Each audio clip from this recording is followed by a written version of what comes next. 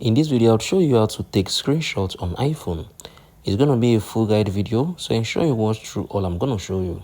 This video is only for educational purpose only, so ensure you watch through all the processes. Now open up your settings, your iPhone settings.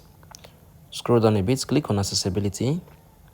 Scroll up a bit, click on touch. Scroll to the down. You're going to be able to see the back tap. So you can be able to double tap or triple tap the back of your iPhone to perform some actions. So click on it. Now if you double tap the back of your iPhone, you're going to be able to take screenshots once you have enabled this. Click on this none. Scroll down, find screenshot. So you can also add another action you want.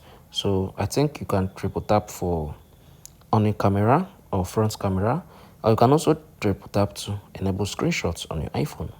So this is how I can do this. Make sure it's turned on. Once it's turned on, if you go and double tap the back of your iPhone, you're going to be able to take screenshots on your iPhone. If you found this video helpful, share your thoughts below in the comment section.